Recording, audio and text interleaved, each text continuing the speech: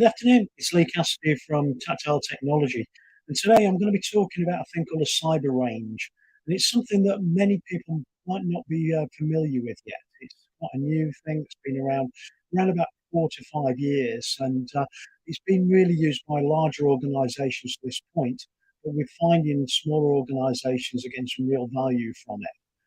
So, just to give you a bit of my background, because that might help set the scene a little bit. I spent 20 years in the military and I was a flight simulator engineer.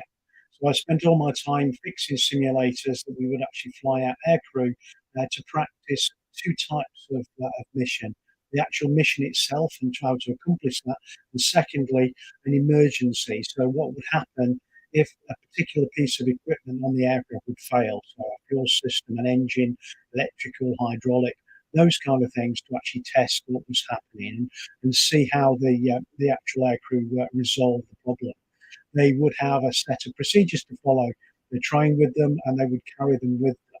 So the idea is you instigate an issue, they would diagnose what the problem is, and they would utilize their processes and procedures to follow to actually deal with the situation to ensure that they and the aircraft were safe in the end. And flight simulators are a very expensive piece of equipment, but the actual aircraft themselves and the training that's put into a crew is even more expensive. So it really does make a difference if you can actually train people effectively, but also create a sense of realism. And that's what cyber rangers are about, is to actually ensure that you can actually test in an environment that's as realistic as possible, to test the people process and also the technology that you utilize currently within your own infrastructure. And I'll come on to that a little bit more in a little while. But first of all, I'd like to give you a bit of a military approach to what we're going to cover today. So initially, the situation that we're looking at is a lot of organisations have invested very large amount of money in people, process, and technology to try and ensure that their business is protected both from a hack and also the situation of their business being seen in a bad light from it as well. So it's a reputational impact as well that they're protecting against. So they're really keen for these things to work. They invest a lot of time and energy developing them and deploying them. Want to make sure it works the best it can. So our mission as an organisation is to evaluate the people, process, and technologies that are implemented within an organisation. Our mission is to evaluate the people, process, and also the technology that's used within that organisation. So how can you do that? So one thing with a cyber range is to be able to create a digital twin of an environment and then give people access to all of that. So what I'm going to do is jump over to some slides to give you a better view of that. So hopefully you can see the slides now, and we shall move forward with those. So first of all, the technology we utilise to do this is one at the top of the market. It's the best one out there, and it's been developed by actually an ex-military US Air Force engineer has founded the business and driven it forward. And the technology called SimSpace. So it empowers a lot of CISOs around and security practitioners to defend against advanced cyber threats. It allows them to model, qualify, enhance performance with their teams, their technology, their process, and make sure it works at best. It is the most sophisticated and largest capable cyber range there is available at the moment, and there's over 25,000 range nodes actually running at the moment. It's also been deployed by US Cyber Command, so it's got some credibility with the technology.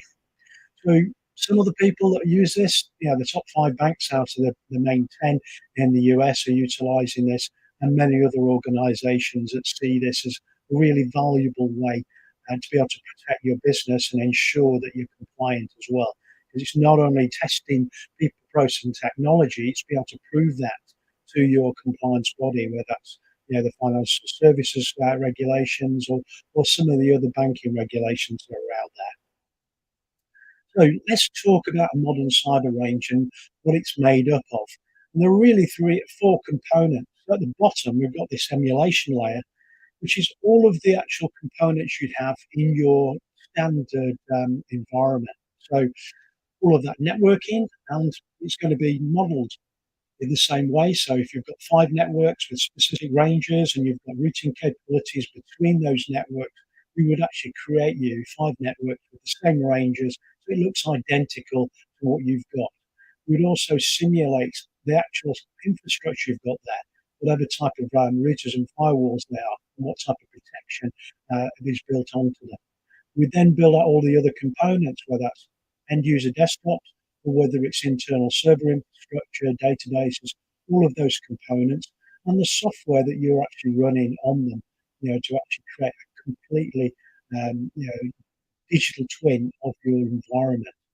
We can also then hook in external pieces like cloud services from any of the main cloud providers, and we can also provide both IoT and OT devices. So IoT we're all familiar with, things like cameras and other components we might have that we utilize in our environment. The operational technology, so OT devices, is slightly different. A lot of people don't know about these things, but if you're a large utility in water or electricity, you have a large amount of OT out there that actually manages the drainage from a particular site and many other control functions. So it's really important we get. We also then layer over that this cyber technology layer. So all of the things that you've got in your current environment that you utilize to do your endpoint detection, your network SIEM technology and SOAR technology, those cloud integrations with what might be built-in technology you've got in whichever cloud provider it is, like Sentinel in Azure, and many other application types that you might lay over the top of that. You'll also have some of your identity management and network traffic monitoring pieces and looking at behavioral patterns as well.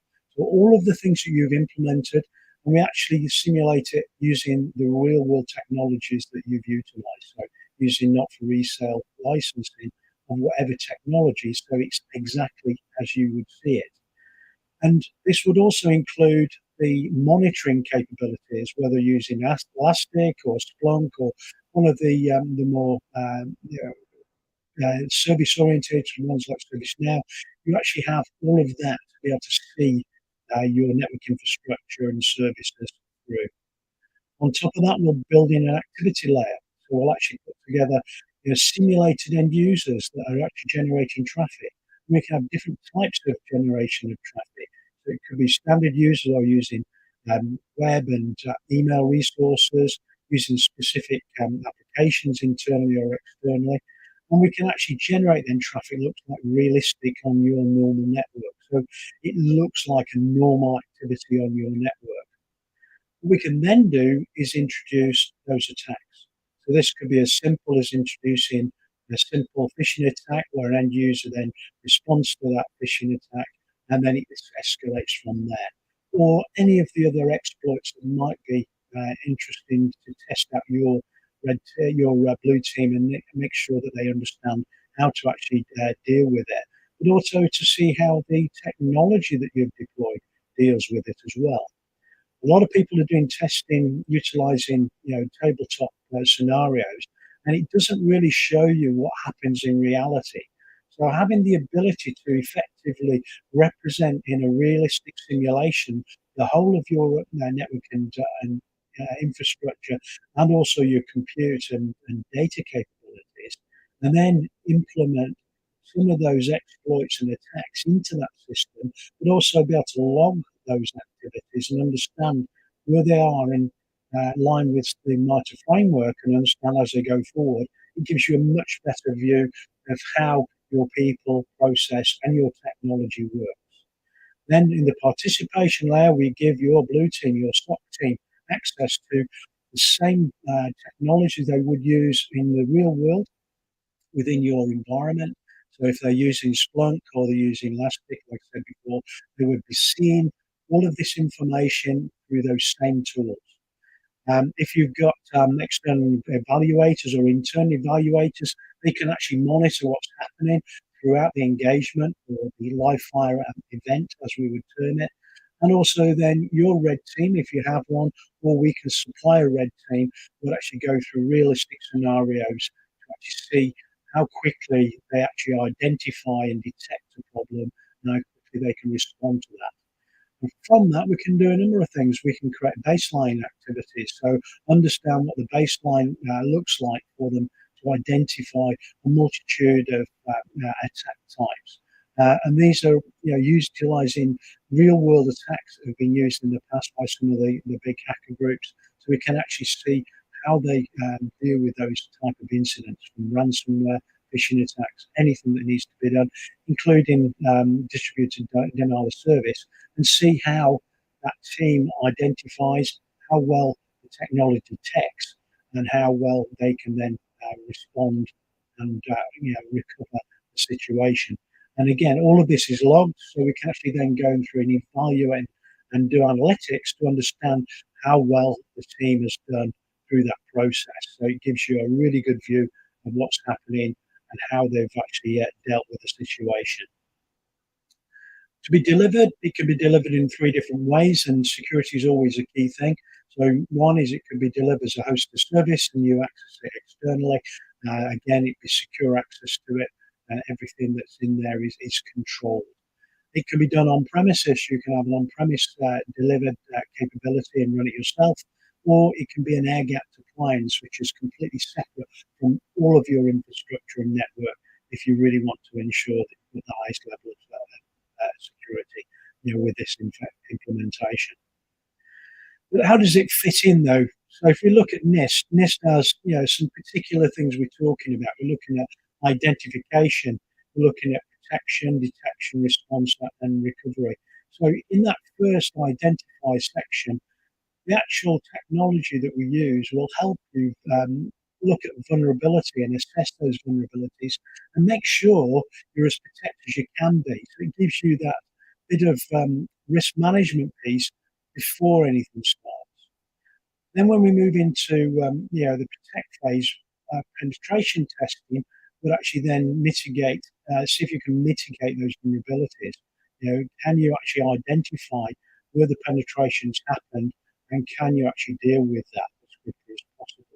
Once a breach and attack's gone on, can you detect it? Can you respond to it? So it gives you a very high fidelity range simulation and allows you to then exercise your team and also validate your technology stack to make sure that you actually can deliver what you want to protect your business. So it's really some key areas there. How good is your technology? Also, you could even check with alternative technologies. What would it be if we changed out the intrusion detection on the network SIEM platform? What would it happen if we changed it to a different manufacturer? Would we get better response times? Is it easier for our team to be able to interact with it? How would it improve things, or would it improve things? You could do a baseline and then afterwards baseline with another technology and see if there isn't any improvements in the way that the team respond. Is it quicker? Is it better? Is it easier to respond to those attacks? So a lot of things that you can do, to actually improve this. But if we look at the current situation, is the actual amount of infrastructure we might be utilizing with our own internal systems, utilizing any of the cloud environments that are out there today, it's an extremely complex and dynamic environment. So really difficult for us to understand. The threat actors out there are working on new exploits every day. If you keep an eye on the CVEs, there's masses of them out there, new different exploits that people have identified and are utilizing in real world attacks. There are a lot of zero-day activity, and we're trying to patch and validate against those. So it's a real difficult challenge to keep up to date with those zero-day attacks. And also, we need to validate that our people process and the technology we're utilising works as best it can be. Rangers provide proof that your security teams can do what they do, but it also gives the auditors, so your ISO 27001, 27002 audit, or any other mechanism or compliance that you require to do for your organisation's business. We can actually validate and show the auditors through this activity in a safe environment.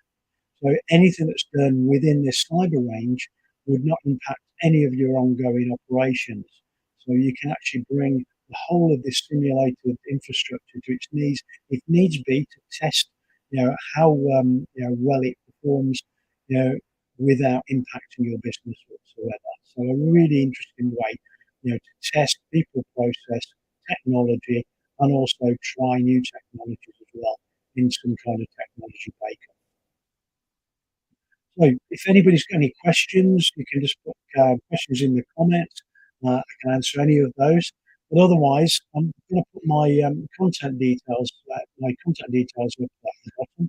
If you're interested in looking at more detail about cyber ranges and specifically SimSpace, just drop me an email or give me a call, and we can actually get set up a real live demonstration and a more in-depth overview of what you can actually achieve with it.